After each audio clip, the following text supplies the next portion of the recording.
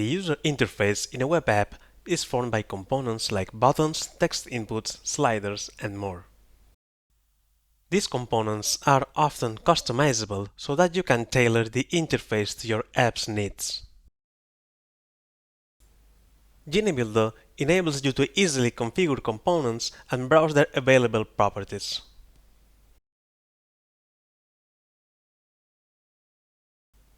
When you click on a component in the canvas, its properties will be displayed in the right side panel. Here, you can use the input fields to set the values. Moreover, you'll see a list of suggested properties that can be added to your current selection. Clicking on the Add Property button will show you the full list.